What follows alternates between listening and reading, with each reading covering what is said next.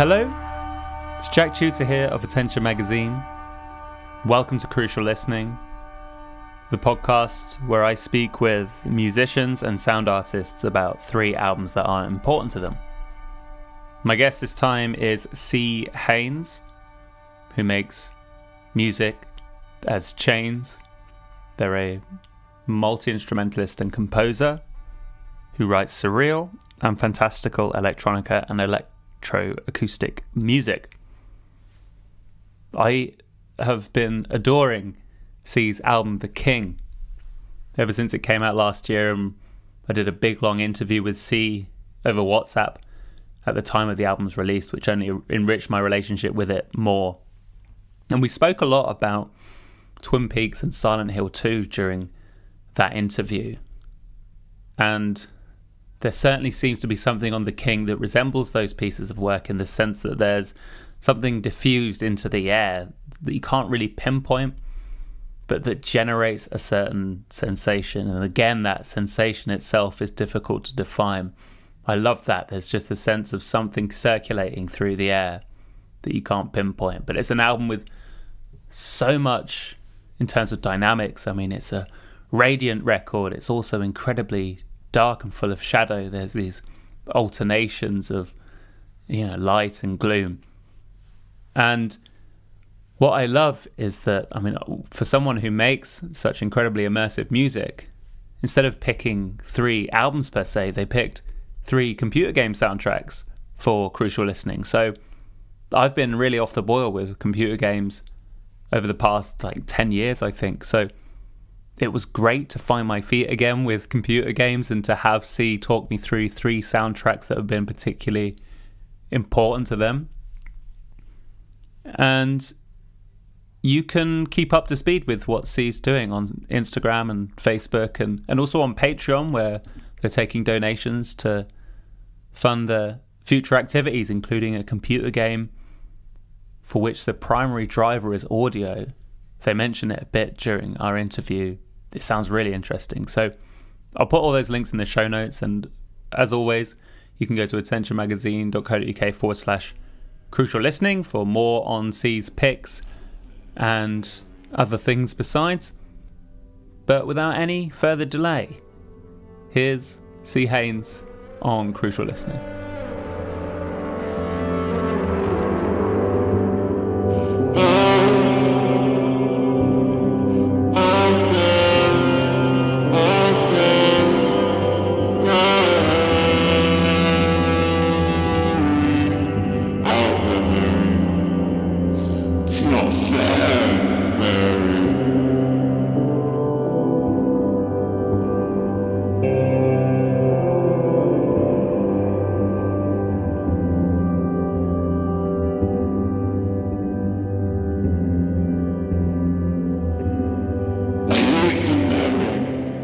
Hello, C. Welcome to Crucial Listening. Hello, Jack. How are you doing? Very good. Thank you so much for joining me today.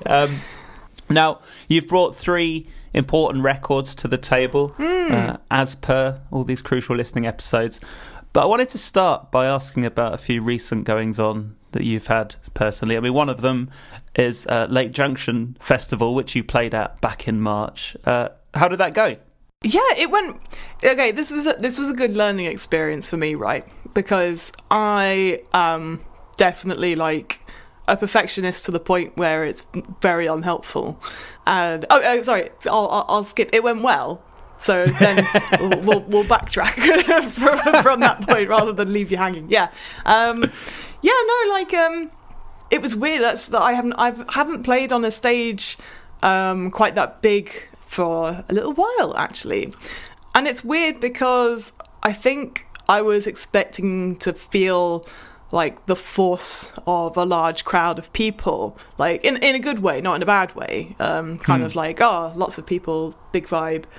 But the thing about big stages is they got a lot of lights, so all you can see when you're on stage is just lighting, and then there's there are people there, but you bloody hell can't see them. But it was still good vibes in the room, and overall it went really well. I had an interesting experience with because my set is essentially kind of structured improv going off of the tracks, at least for the first like 2/3 of it.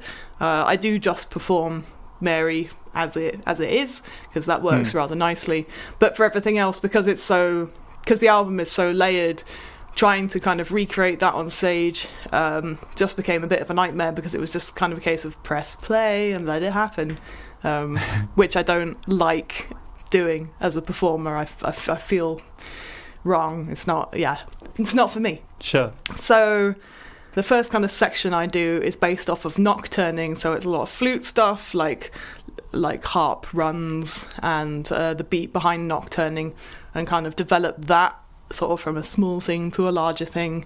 And then the second like portion is going off of the track Down, which is like I'm doing that with guitar. So for me, it's something that I enjoy. I really enjoy doing in front of a group of people, because you kind of feel like it's very much like you're in this moment with people, and you kind of feel the emotion of that, and it's very much about like that point in time. I don't like rehearsing, because I'm just in my office and I'm just like, oh, I know how this goes. And, anyway. But for me, technically, for Late Junction Festival, and they haven't actually played it, so maybe they agree with this first take of mine. It didn't actually. It went very sideways, because. So I've got a loop pedal, and because Down's kind of got like this very constant riff of like like I put that into the loop on the guitar, and that's supposed to be synced to like a very simple beat. I have to remind my loop pedal sometimes to communicate with my computer, and on this occasion it absolutely didn't. No. So as it went on, I was like, wait, is that, hang on, 1 2 3 yeah, and I had a moment, and I'm not entirely. I think I just went like full like noise metal kind of glitch out kind of thing.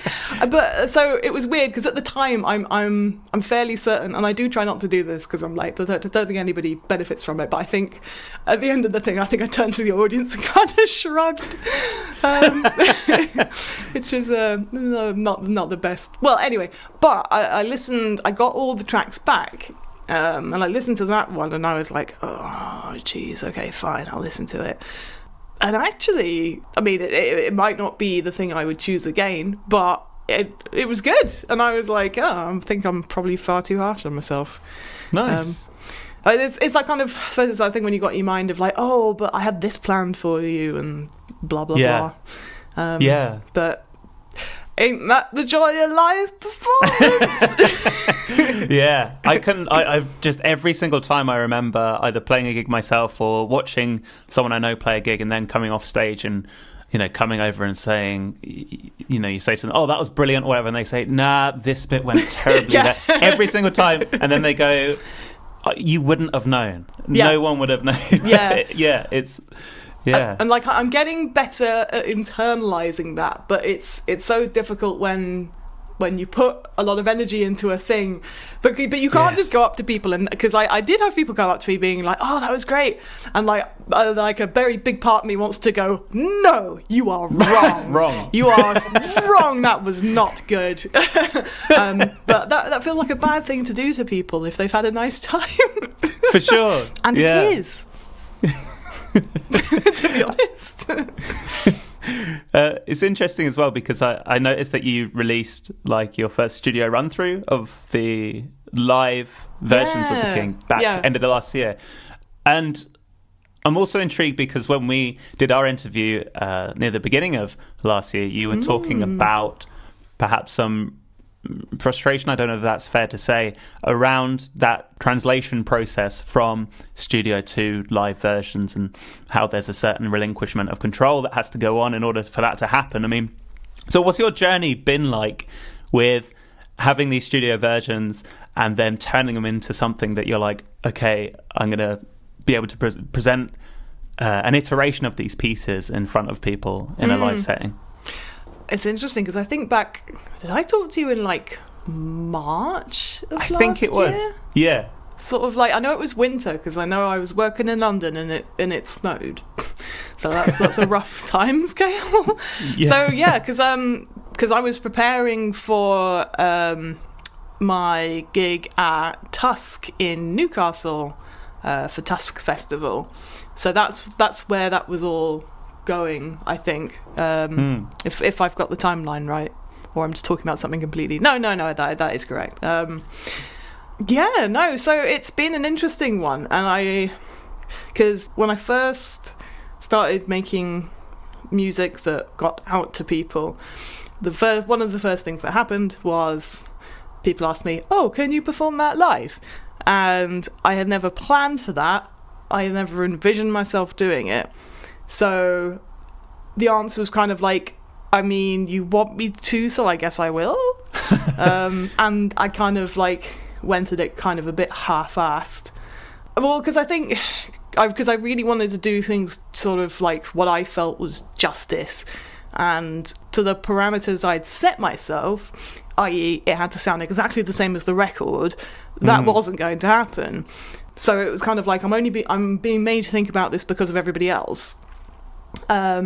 So gigging was just a bit miserable because it was always just like, how did that go? Oh, it was bad, like I didn't all the rest of that. So, and yeah, so it was interesting because it was a definite is a lot of preparation to put everything together, mostly because it was kind of a case of, okay, I know I can play the flute and I can sing and I can play the guitar. So the bits that actually will take the most time are putting all the actual electronic stuff and the effects changes and that onto pedals and onto like MIDI buttons and that kind of thing. So it's kind of like you have kind of like this first level of deconstruction where you have like a general plan where it's like, okay, fine, let's just have the beat, and if we start with a very light version of the beat and then go to a medium version and then a big version, and like in performance it's effective, but to do in the studio, like I find it a little bit like pulling teeth because because I feel like it's just a bit me. It's like, I've already written this track, for God's sake, like so having to like pull it apart and then make like nice little loops is just a bit like, oh, come on, I want to be doing something else. But when that's like finally there, well, then you have like the quality assurance bit where you try it and then you go, and then you have to change all the things. So like for me, I find it a little bit sort of frustrating. But once you get there, and then finally, like I felt like I could sort of, that my actual playing was at the center of things, and like maybe that, you know, I would be playing along to a beat, but it wasn't controlling me, I think. Because I think that was a big thing that I'd felt previously, where it was a bit like, because there was so much that the computer was doing, it felt very much like karaoke. It was like, okay, if this track is super complicated, but there's a flute as the focus, let's just take the flute out, have the track, play the flute along to it, which is like viable, but A, I don't like it, B, it feels bad, and C, I could probably do something that's more engaging for a live setting, I guess. But it was good because I'm trying to think, since Tusk Festival, and I think that went well. Again, I think I'm discovering that I like situations where I can actually see the audience, and having lights in my face does quite a lot to take away from the experience for me, because I like to know how I'm doing. Sort of look out into the audience and sort of like stare them down a little bit. Is like, there we go, okay, connection established. Is nice. But anyway, sorry. The original live version was like 50 minutes long ish, and sort of starts with the flute centric bit, moves on to a guitar centric bit, then moves to like a clarinet and piano sort of centric bit. But for more recent performances, because venues have been after more like half an hour, And I can't carry an entire piano. Well, no, not like a piano, like an electric piano. I can't carry one of those by myself because I've been going, like the last couple of gigs I did, I took my stuff on a train, which is like me with 5 bags. Right, wow. Which is quite a sight. But yeah, so I couldn't take the piano part, so it was a bit like chop the end off, basically. And then I'm kind of left with like the nocturning type stuff, the down type stuff, and then Mary. So it's leaving off Eraserhead because that was the piano's bit. But I do like that bit. It's just a shame about pianos are heavy. Yeah, absolutely. Yeah. I mean, what I find interesting as well is the fact that you put up on Bandcamp that initial live take, because hearing you talk about the kind of deliberation of trying to bring these pieces into some form that you can perform live, and feeling maybe like uncertain about it for a bit and then working on it, and you put out that first kind of live take and said on the blurb like, look, there are errors on this and stuff like that, but here it is for documentation. I mean, I think that's really cool. It's fascinating to be able to hear something which is sort of mid-fruition. I mean, what was the thought behind putting that out there for everyone to hear as you were working on that live set? So I think maybe one of the main things that made me think this would be quite nice is because that take was done prior to Tusk Festival by probably a fair margin, to be honest, maybe a month, something like that. Anyway, for Tusk Festival, my friend Svenja, who is a dancer, came and danced for us. Unfortunately, I think it didn't... Ooh, don't knock the tripod, my bad. Unfortunately, I don't think it necessarily came across very well because she's done a lot of stuff where she's been in the audience, and I think the audience are expecting her. In like the music festival scenario... Something I literally hadn't occurred to me, like that the audience, it's dark. It's dark out there. So I think a lot of people were like, is she with the performance or is she not? Is she just high? Like, I think she did a marvellous job. Like, she did really, really well. And she's a really good dancer. So hopefully at some point in the future we'll be able to actually take the most of that because she was really, really cool. Anyway, we were rehearsing at Guildhall, I can't remember. Anyway, dance school in London, and I brought along the take I'd done to kind of be like, right, this is essentially how it's gonna go. Not entirely, but peaks, valleys, mood, tone, you get the idea. And we rehearsed along to it, and I was like, yeah, this is all right. This is pretty good. And yeah, I think, to be honest, it was largely that. And I think because she was saying as much that she was really enjoying it. It's weird because I feel like, I mean, I had to split it up into tracks because that is Bandcamp's policy, which I very much understand. I.e., please don't just upload all your 1 hour live ambient sets to just ruin our site. Cheers. which I get, I do understand, but it's difficult for me going back and sort of like I've picked out, like, I think it was a track I ended up calling Narthex, which is the third one. But I think a lot of them. I think the thing works well as a whole better than maybe track by track. But anyway, yeah, it was that basically, and I was like, you know what, recorded a good thing, put the good thing up. I think I'm just trying to be much nicer to myself in terms of, because I think I have just in the past just driven myself frickin' insane with kind of like, is this good enough? Is that good enough? Like, sure. There's a hard line to walk, I think, sometimes where it's like, obviously I want things to be good and I want things to be quality and intricate and to have care taken over it. At the same time, there's a difference, I think, potentially between that and then doing like 23 takes of the same thing and like being like, no, that wasn't completely and utterly perfect, splicing everything together. Like I say, I'm not, it's a question of proportion, I guess. Sure. I think my mental health has kind of suffered from a certain kind of mindset and attitude about some of these kinds of things, so I'm trying to be a bit better about them.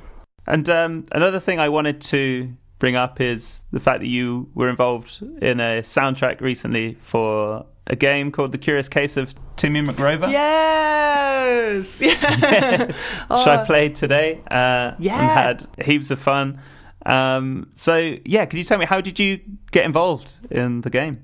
So this game was actually just for like a game jam, which is a thing where you typically have not a very long span of time for your team to make a game on a given theme, and then you send it in and everybody sends theirs in, and it's like, oh, you did a thing in a short span of time, good for y'all. And then maybe there are prizes or not, I don't know much about other game jams to be honest, but Rainbow Game Jam is specifically LGBTQ plus focused, and it's every year, and I'm in a little team with 2 trans women, and yeah, we when the opportunity arises, we make the game, which has been really nice because this is our second Rainbow Jam, and this was in terms of like, because I know that the first Rainbow Jam, it was on my part kind of more of a sound design thing, which was super interesting. I'm pleased with what we did.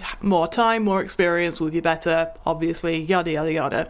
This one was a more kind of, it was much more like, this is an OST, and it was like, wow, I have a good opportunity here to just do some daft shit. Basically, well, okay, here's the thing that I've been mulling over in the last few years, is that like obviously, like a record like The King is like high elf doom gloom kind of thing, and I'm well into that. That is my cheese. That's definitely my jam. But it's also occurred to me of late that I'm also like, I'm a humorous person. Like I like ridiculous things, and I enjoy stupid, surreal comedy and this kind of thing. So I've been trying to do some more light-hearted stuff. Like the doom and gloom ain't going anywhere. Right. but there's another side, and I'm a bit like, come on, this is kind of a bit in the kind of the chill the fuck out philosophy, in this kind of, just trying to improve my life on all fronts, and adding some humour into that, I think, is always a good bet. Nice, yeah. Oh, it's so interesting to hear, because playing the game, I felt very immediately that you did the initial intro piece. Like that felt something that I was like, aha. yeah, I'm guilty. Yeah. Yeah. But then as the game goes on, I mean, am I right in saying you did all the music for the game? I did, yeah. Yeah. So you get, the kind of nighttime theme, you get various bits where you got dogs kind of barking on rhythm and sort of like weaving in and out of the beat, and it's really awesome. Like, yay! Was it a lot of fun to just be able to step outside of what you perhaps normally do when it comes to musical creation and just say, right, let's see what I can do for this game? Definitely. Like, because immediately, because of the theme, the themes of our game, I was like, this is like a cross between like Animal Crossing and Twin Peaks. This is great. Yeah. And well, actually, and something I think slightly miraculous happened, because like I do have a lot of trouble a lot of the time actually just letting the music happen. Like I'll go to write a track, and especially if it's more kind of serious or whatnot, like I think I feel more anxious in approaching and dealing with it, because I'm like, oh shit, it's got to be good, it's got to be good, it's got to be good. Right. And I think because I knew that my approach was that this will be dumb cheese, it actually made everything so much better about the whole process, because it was like, it's fucking fine. But I still like, I think the reason I've kind of like been like pushing it a little bit is because like it's very, very different from The King, and it was still done in like under 2 weeks very easily. Like I think the first week was kind of geared towards planning, and I mean it also took a long time because I was doing it on I've gotten a new computer. It's a Windows. Ooh. But I was doing that soundtrack on my old Mac, and my Mac is like 8 years old by now, and it was chugging along. Like I was trying to work with like I don't know, 15 lines of MIDI, and it was just like like, bounce this for me, please. And it would be like, all right, give me a quarter of an hour. It was like, oh crap. So I got it out eventually. So again, like, obviously I think there's bits and pieces that I listen back to and I'm like, oh, that could do with some polish, and it could, but it was a 2-week game jam. What do you want? Well, I mean, this leads us quite nicely into your records. You have picked, for your 3 important records, 3 computer game soundtracks, which is definitely a first for Crucial Listening, and a really fascinating experience for me personally, because it's been quite a while since I've thought, with any kind of depth about my relationship with computer game soundtracks. It's been a while since I played computer games, actually. So I've had a good time with this. But basically, I'd like to know when I put forward the question of 3 important albums, what was it that led you to pick 3 computer game soundtracks? Yeah, that is a good question. Because, okay, so when you initially asked me, I mean, I think for any musician, it's a proper, ooh, kind of question. Because, I kind of, the albums I thought of initially, I thought actually in the grand scheme of things, some of these albums I have been listening to since I was 15 or 19. And what did I think of? I thought about Rammstein, I thought about Tom Waits, I thought about Bjork, I thought about, actually more recently I thought about Flying Lotus's Cosmogramma. There are so many records to choose from, but if I am completely honest about what I've actually been listening to most often, and what has, I think, sunk into my brain most in the last 5-6 years, then actually it's probably records that are more along the lines of these. I think, out of all of them, I think Bastion might be the first I came across. That was 2012, I think. Yeah, 2012, I think, when I first played Bastion. But we can get more into that in a minute. Yeah, nice teaser there. So yeah, why don't we dive in? So if you pick which record you want to talk about first, and then tell me a little bit about why it's important. Yeah, might as well try and do this in chronological order. Let's go for Bastion first. So what is it about this one that stands out as making it an important record or soundtrack for you? Right, so in my 3rd year of college, the year was over, done everything, everything had gotten handed in, and in that last week after everything has wrapped up, so it's been a really stressful week getting to that point, I'm on my own in the house, myself and my, flatmates are living in. They're out of town, I'm there by myself, and I'm woken up. I go to bed early because I'm knackered, and I'm woken up at 8:30. It's already a bit, it feels dark. No, it must have been later. Anyway, sorry. I'm woken up by someone coming into my room, and the house is being burgled. And luckily, the guy just pegs it. He ended up nicking. They both left their laptops behind. I think I chased the guy kind of down the stairs, but I think I was mostly sort of just saying, "Who are you? Who are you? Who are you?" I think that was the extent of I'd just woken up and I was just this is mostly are you friends of friends? Who are you? And then he runs off out the back, and I'm laughing about it now, but at the time it was one of the worst things that I've ever that's ever happened to me. And the police took 45 minutes to come round, and it was just horrible. And from that point onward, and still a little bit to this day, but a lot less, I'm never very happy if I'm on my own in a house at night. And following that particular incident, I got some super bad anxiety.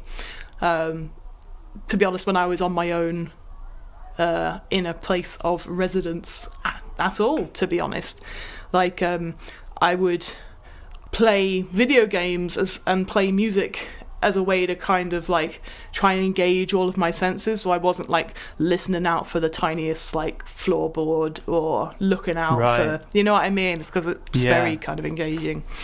And I moved out of that house, and for the summer I went to just for that month live in halls, and I was still feeling like I should have gone and seen somebody, to be honest. At the time, I think it's one of those sort of odd situations where it's like, on the one hand, your response is completely understandable given what's happened. On the other hand, this is also kind of ruining your life. So that was the time when I'd moved out and moved into halls for a little bit that I discovered Bastion. And like, I think that game saved my mind that summer, like in quite a serious way. Because I think, had it been bought for me? Did I buy it? I don't remember. It was on my Steam, and I thought, let's give it a go. Open it up, and like, I really enjoy it as a game. I think just so much about it is really, really great. And one of those things is definitely the soundtrack. It's just so distinctive. It's very distinctive of that composer, Darren Korb. It's very much like his thing, but it's also like as a game that establishes a very specific world, it does it very effectively, very quickly, very strongly.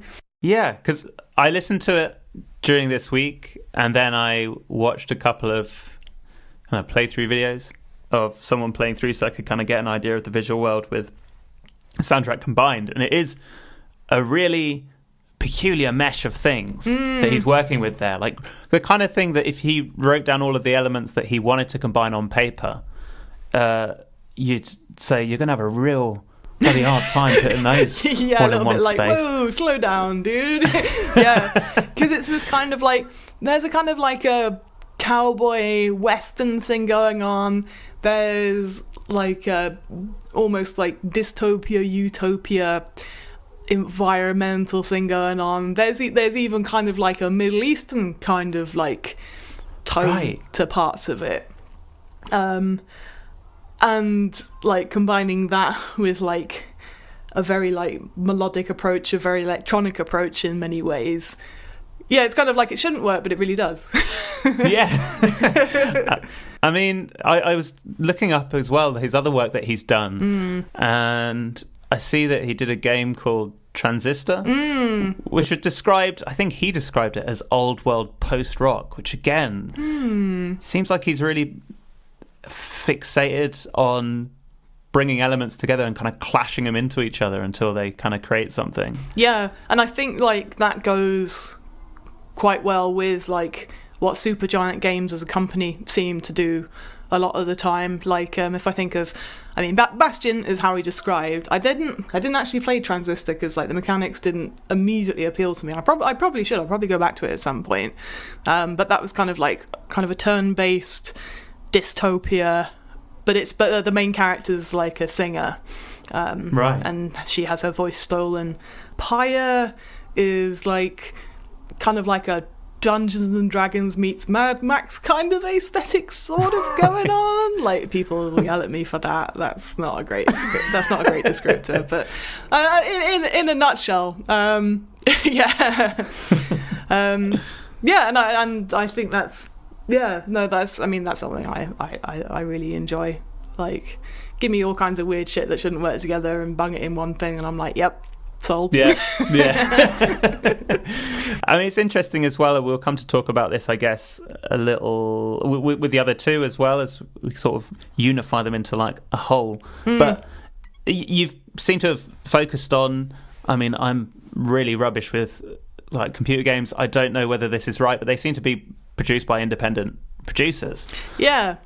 I mean, is there something unique or interesting going on within independent producers, maybe with regards to soundtrack, but maybe with regards to the games as a whole, which is necessarily like more interesting or has more opportunities within it, or what do you think?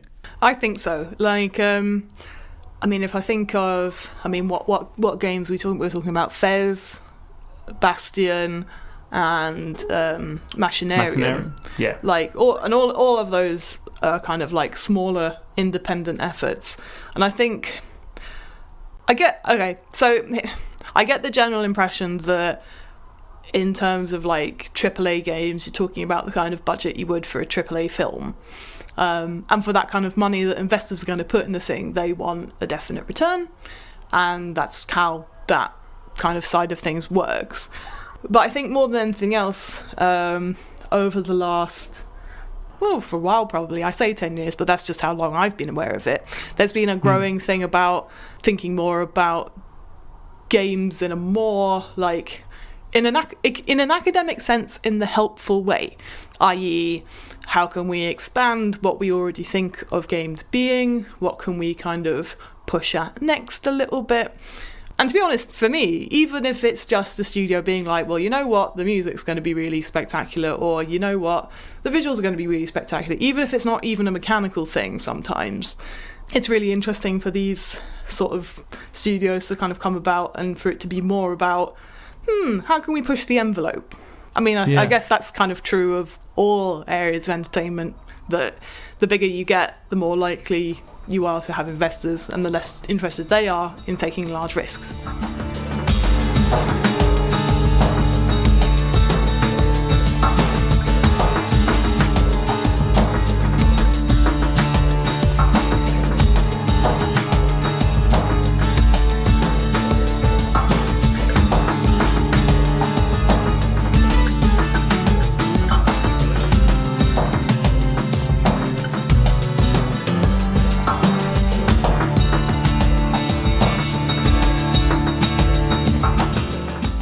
Let's go to your second soundtrack now.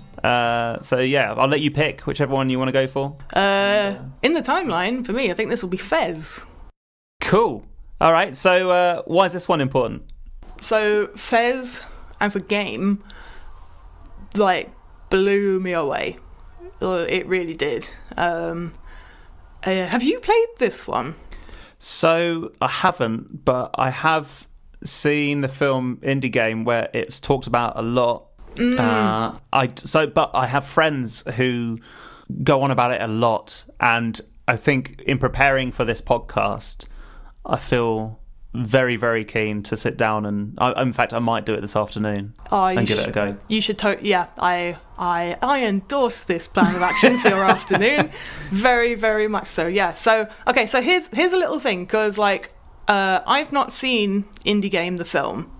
Okay. I'm also a big fan of what Jonathan Blow has come out with, which like Braid and The Witness. That's for another time maybe. But so I know that there was a lot of controversy around like Phil Fish being like a difficult personality or whatnot. But I only really know about that on the periphery. And I don't think his sins are okay. I get the impression he said some stupid stuff. Like I don't think that has to be contested. Right. But I think he seemed to get an absolute battering for that. Whereas, so like, I get the impression somebody like Notch, the guy who did the Minecraft games, who has come out with some truly reprehensible stuff in the meantime. Not a similar timescale, but. Anyway, sorry, rant over. So I think a lot of people were put off playing Fez because they found Phil Fish to be distracting. Right. But it is so good. I will talk about some minor spoilers just for your audience to be a little bit aware. Oh no, you haven't played. Oh no! Oh, Jack! What do I do? Oh, hang on. Can I talk about this without? Okay. The way in which the world gets revealed to you is just lovely. And actually, to be honest, I think. Oh wait, if you've seen Indie Game, what do you imagine Fez to be like when you play it? Okay, so I had a look at some videos earlier as well, just to get a grasp of it. So this is what I know about Fez already. It's super colourful. It's clearly like influenced by those sort of platformer games, 2D platformer games. Mm-hmm. I'm aware of the mechanic where then things also swivel. and so you end up with this like three-dimensional aspect. I've seen I watched a little bit in one of the playthroughs earlier where basically it seems that mechanic where the camera swivels and you get to sort of walk along that different plane is revealed in a really cinematic, crazy way. It is, yeah. Because here's the thing that for a lot of people who haven't played it and might not necessarily play it, it's kind of a shame that you need to point them to a walkthrough. Because don't get me wrong, it's better that you play it than never play it. But on the other hand, I'm like, no, I didn't know it was coming. I didn't know that was coming, and when it happened, I was like, it was so good. Wow. But yeah, I think like the experience of playing the game, like obviously in terms of, as you say, in terms of the artwork and presentation, it is so 8-bit, like joyfully so, super bright and colourful. And whenever Gomez gets a cube, he's the cutest thing on the goddamn planet. He just jumps up and smiles and is like, oh, I've got a cube. And it's so great. But I think, yeah, also like, the music. I still like listen to that soundtrack on a semi-regular basis because it's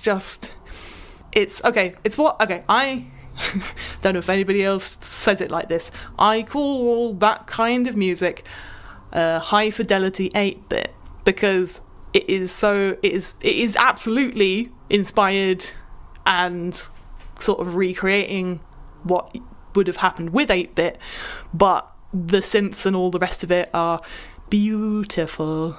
Right. Yeah. So it's just like, it's like nostalgia seen in the bright light of day, in like the best way possible. And I think as well, it like in terms of the writing, it's just it's very, if I say it's simple, it's kind of doing it a bit of disservice. It's like everything that has to be there and should be there is there, and what is there is really great. And it's like disaster piece, just making the most of what the synths have to offer, and it being just super playful and super evocative. I just really, really like it. It's so good. And yeah, but I think as well, like, it's all got like a very particular sense of space in its own kind of way, of like different places, different environments. And playing Fez, like, you discover quite quickly that, and okay, this is something I understand that the game got some criticism for, and on the one hand I get it, and on the other hand I just don't care, is that you absolutely do not have to solve every single puzzle in the game in order to win, for starters. In fact, the percentage of the puzzles you have to get right, find out, etc., is actually, I think, something like 60 or 70% of them, because there are some puzzles that are just so, like, deep, so, like, stupidly hard, in a sense, that, like, I mean, they're there if you want to give them a go.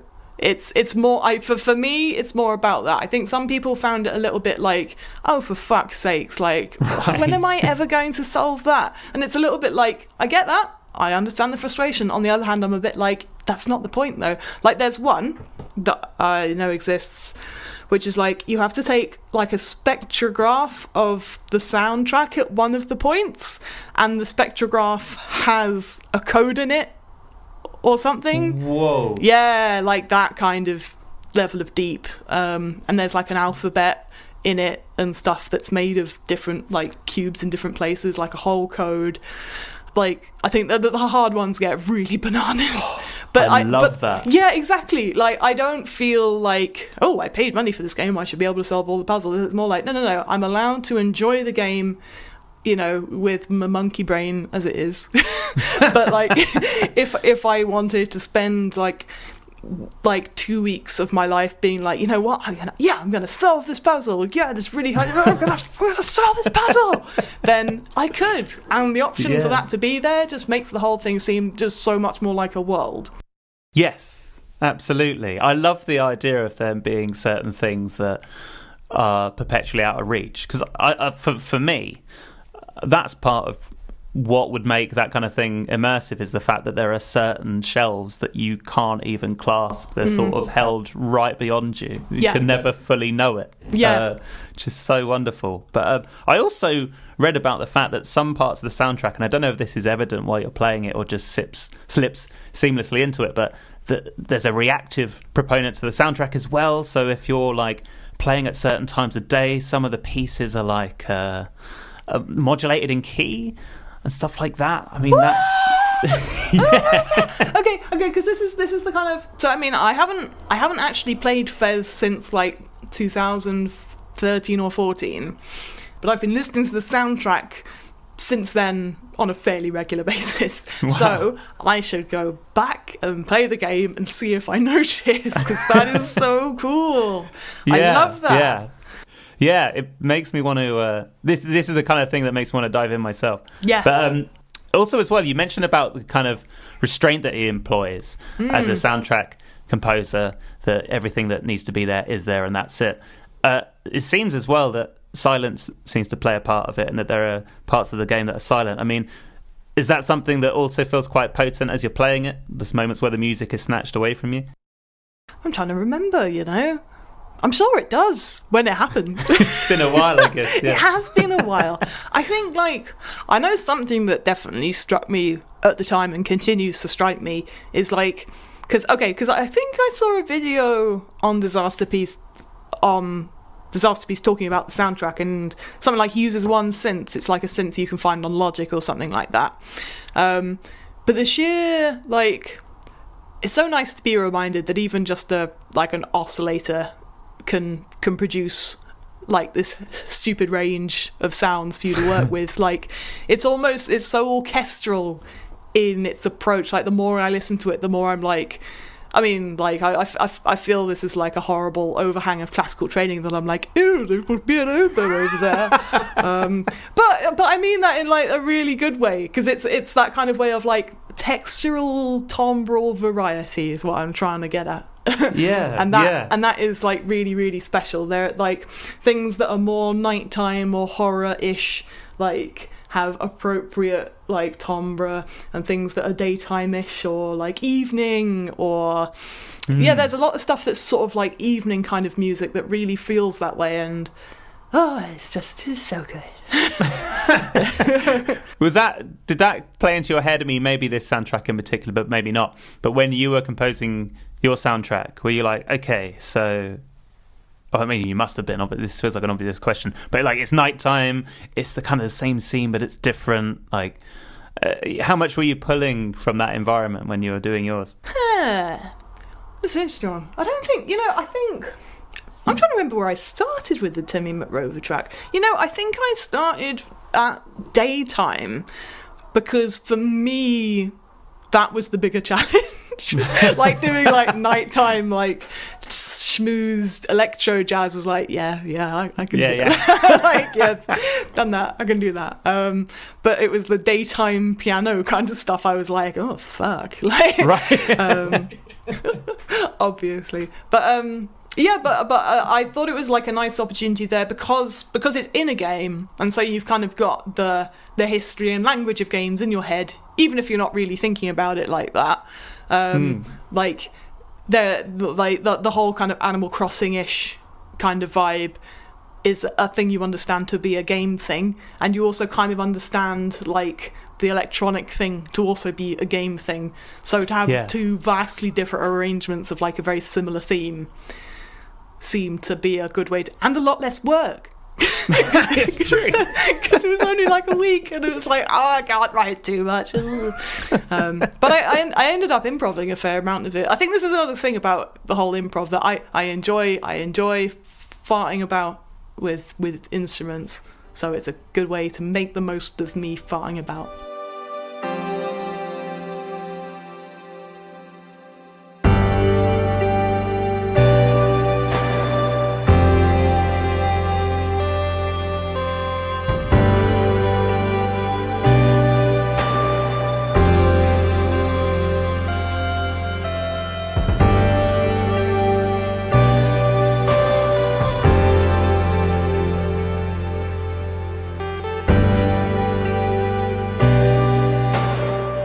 yeah, your final soundtrack. If you could tell me what it is, and then a little bit about why this one is important to you as well. Yeah, okay, so this is the odd one of the bunch, because this is the only one where I have not played the entire game. In fact, I think I've only actually played the first 10 minutes of Machinarium. But I am a massive fan of a number of games by that studio. And they're the kind of games, because they're puzzle games essentially. They're kind of point and click puzzle type games. But they are all so bizarre that, and in its mechanics, obviously I have to fling a cat onto the thing to make the thing fall over, and that's how I managed to wake up the beast. It's that kind of train of logic that you're working with. So I don't know if I've ever actually finished is it Animata or Aminata? It's Amanita. And I don't think I've not finished a game yet. I'm playing Chuchel at the moment, and I have high hopes that I'll finish Chuchel. But in a way, again, I kind of almost don't care, because they're so good in just their peculiarity. And this soundtrack is, I think the soundtrack itself was only actually introduced to me a year ago, something like that. Right. But ever since it was, and my friend and I listened to the whole thing, and I was like, that was really good.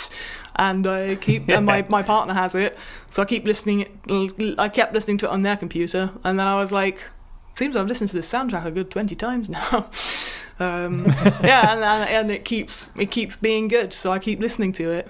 Yeah, I mean, it's interesting you say about having not completed these games. That's always something that I find interesting to ask people, because when I was super into computer games, there were people who used to play games right to the close, and people would just be like, that was cool, that was fun, but I don't feel this panging sense of, unresolved sort of nagging that I haven't finished it. And I was definitely someone who, I think, much like many facets of my life, I pick up, put down without ever really finishing. But I mean, where do you kind of sit with that? I mean, are you someone who will play things right through, or is it dependent on the game, or how does that work out? That's an interesting one, because quite a common conversation. I mean, not too common, because you can't have the same conversation all the time, that I've had with friends, and especially my partner, is about our notion of completionism. Because my partner, for instance, he's very much he wants to, he came to the conclusion recently, it's not so much that he necessarily wants to experience the entirety of a game's content, but more that he feels like he should. I have always been the complete opposite. I'm the kind of person who reads half the book and forgets about it. When it comes to games, I think, here's the thing, if I enjoy a game, and I think it's good, I will see it through to the end, however long that might take. But I'm not the kind of person who will necessarily replay it a million times in order to get every single bit of content, every different ending, etc., etc. Particularly because, for me, I'm sure for other people too, a lot of these games, for me, are quite emotional experiences, and it feels like it would be really draining to go over, the same material again and again. And especially, either emotionally draining or very, very brain draining. So, are there other games by Amanita or other soundtracks by Amanita as well that are particularly compelling to you, or that you return to often?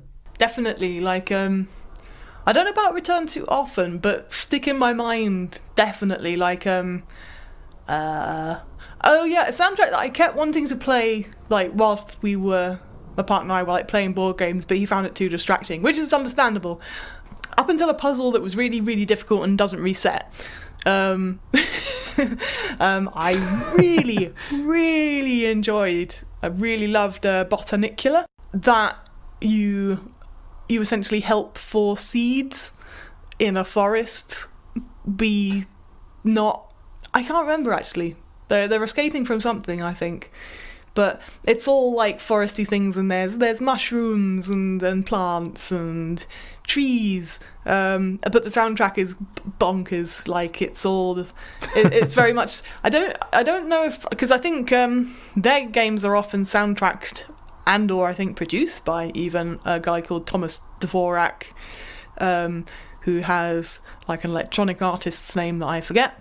But sometimes because I know Tuchel has a soundtrack by DVA, and that's kind of similar in that it's got a lot of like whoo, whoo, kind of like peculiar little vocalizations and like really like daft toy noises. And this is the kind of thing that I was kind of talking about earlier, because I've liked that kind of sound world and like peculiar humorous sound world. Like I like Oingo Boingo, and Mikachu and Tuneyards. I've liked that kind of stuff for ages, but I've never written anything like it, because I think a lot of the time in life you're encouraged to do serious, meaningful things. Right. Kind of thing, and like that's worthy, and don't fart about doing fun things. What are fun, right, yeah, why, and you get to a point where it's like, hang on, but I love fun. I remember I had a moment a number of years ago when I was doing something very complicated, and like it was good and I liked it, but I think I listened to some Blink-182 and I was like, man, those guys must have a lot of fun. There's a really good clip on YouTube somewhere of, I think the drummer, who is really, really good, Travis Barker, is doing a take, and it's just like it's like amazing. And through like a closed soundproof door, the other two are watching, and one turns to the other and is like, I can barely play my instrument. But like I remember that came to my mind, and I was a little bit like, but it's good though. Like, well, okay, people will debate me on that, but I enjoy Blink-182, and it's like, but they must have fun. I remember fun. So it's weird how that works. I wonder if it's because people think that humour has a shelf life, that something can only be funny for so long, and then once it stops becoming funny, the value is lost somewhat, which is never really how that stuff works for me. It just becomes this compounded good feeling. You may have a laugh first time, and then it's like, And I think as well, it's like there's so much more than just like the aha, or however you laugh. Hopefully not like that.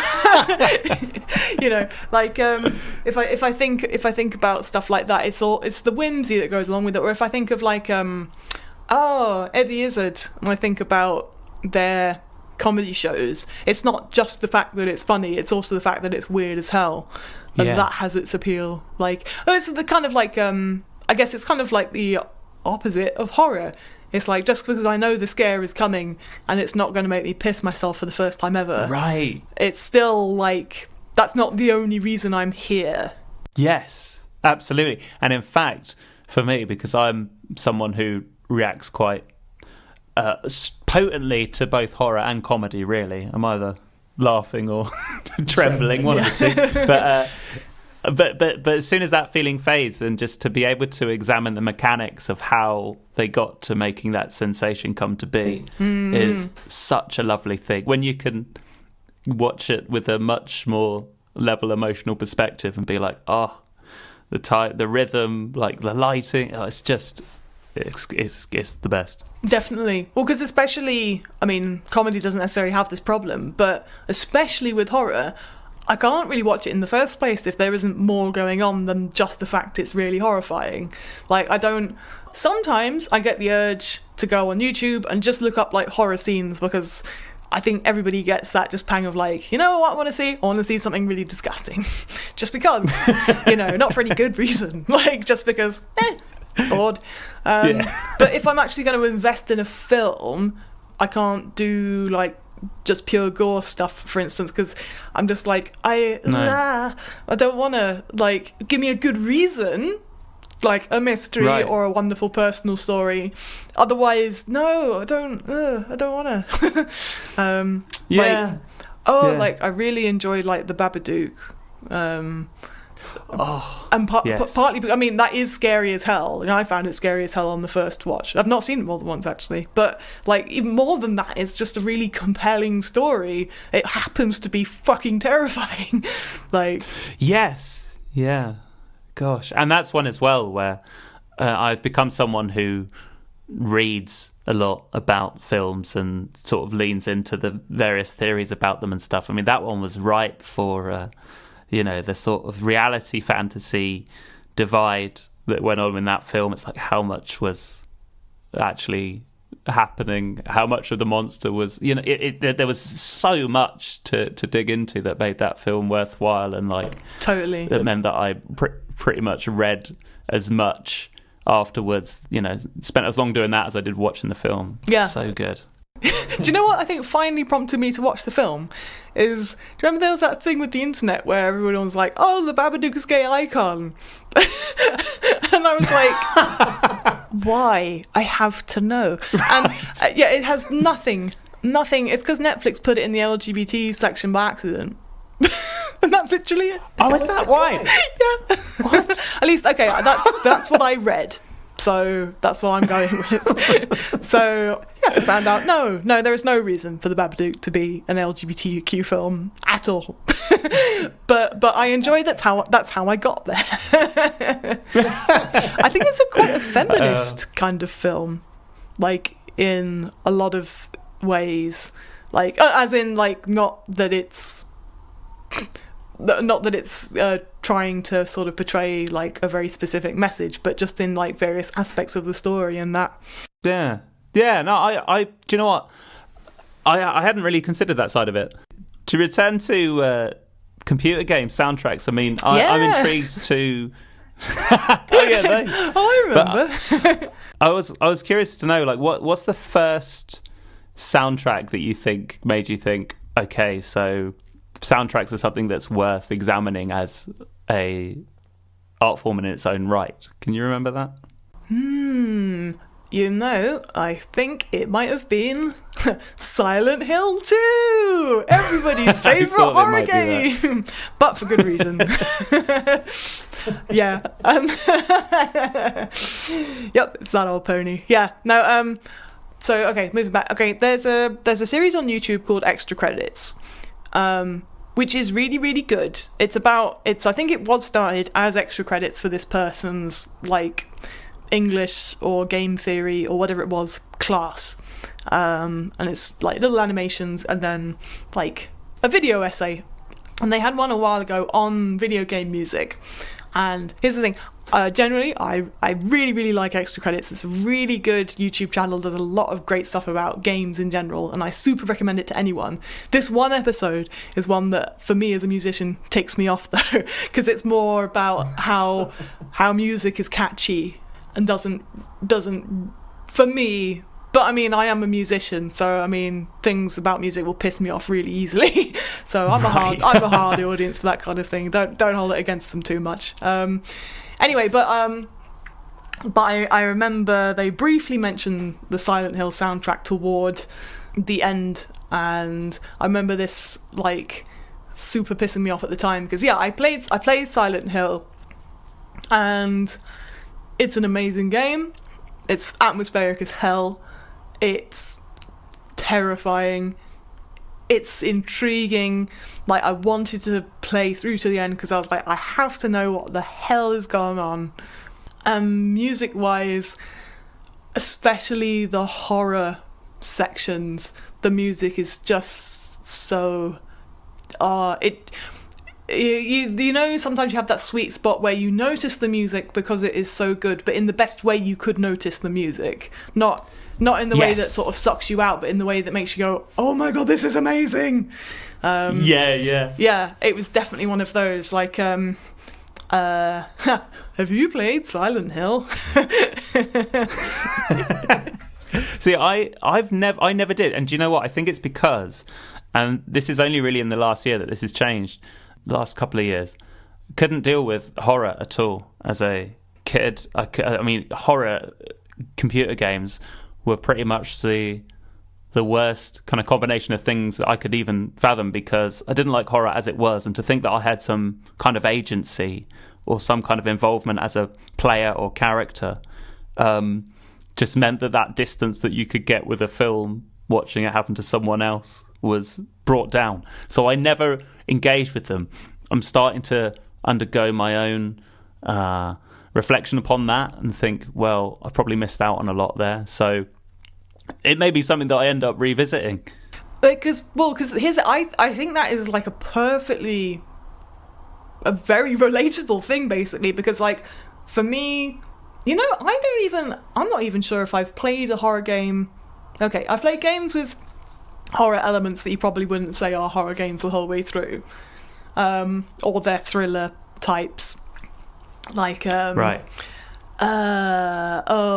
Poetry Club, Thingy Poetry Club, Doki Doki Literature Club, there we go, which I won't say anything about, because if you've not played it, don't look up any spoilers. It's brilliant, go play it, and don't get put off by the first hurdle, because I was initially, and I was like, oh really, fuck's sakes. Anyway, I think the nice thing about Silent Hill is that, yeah, again, there's more than the horror going on, but I am very much the sort of person who I will fart about for 30 minutes in an area, because I'm like, if I go through that door, I'm going to fucking die. I can't do that. Yeah. I absolutely can't do that. Like, I recently played through...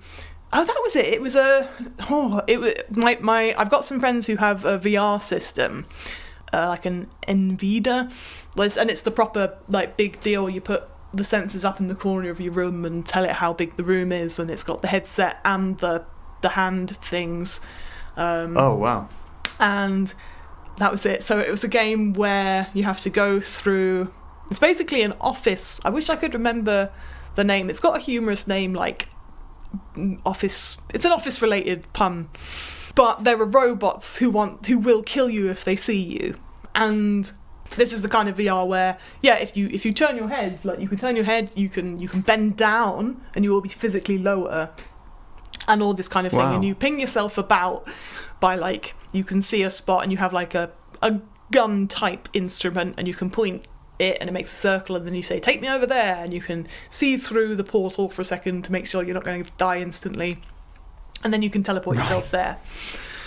But okay, so I got a perfect run through with no deaths, but it took me like a good hour or something, because I was like, I'm gonna die. Like, it's even worse than just looking at a screen and holding a controller. Like, I'm literally there. Like, right. They will kill me. I can't. Right. Yeah, no. So I very much relate to that, because I think my friends were impressed, but they just laughed at me the whole way through, because it looks stupid, because there's me in a living room just being like bent down on the floor, like trying to look around the corner, being like, oh, I can't do this. And yeah, it's really it's funny. But yeah, I think there has to be any kind of horror game I play that I recommend. There's much more there than just straight up horror, because I don't want that. Yeah. That is the thing. No. That is in spite. It's the pepper. It's like, it's like a curry. It's the chili pepper, but not the chili all on its own. Metaphors. Right. Yeah. Nicely done. Culinary metaphors, no less. That's impressive.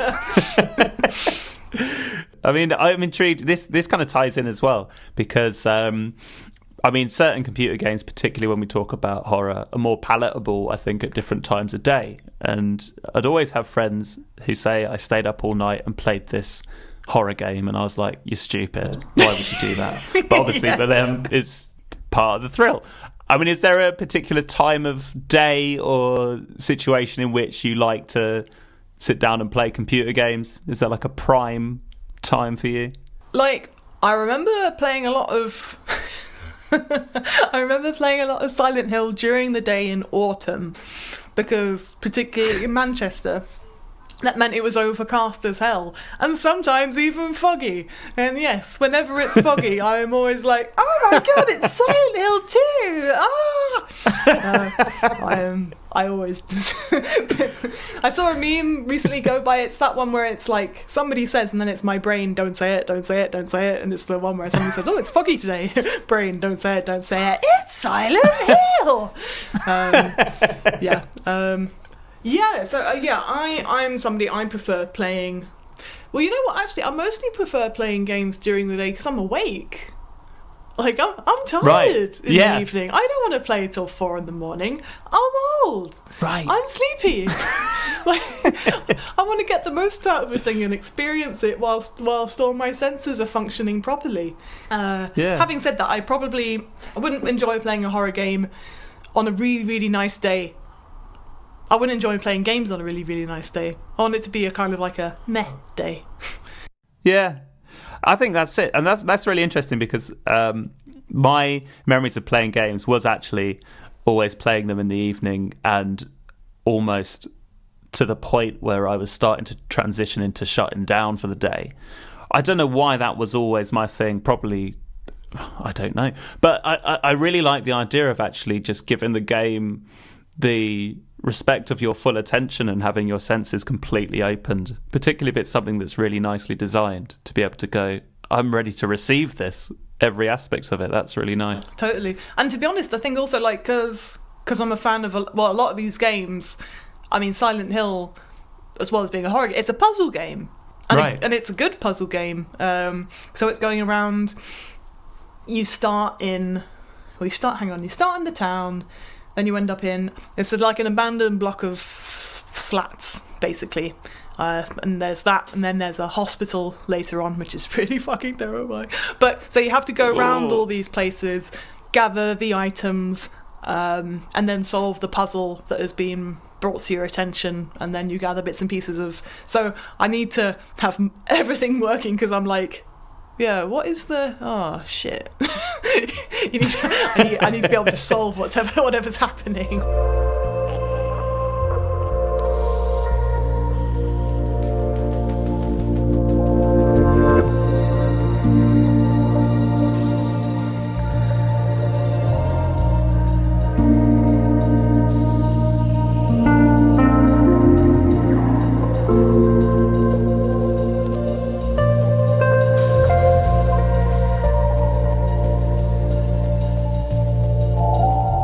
See, this has been wicked.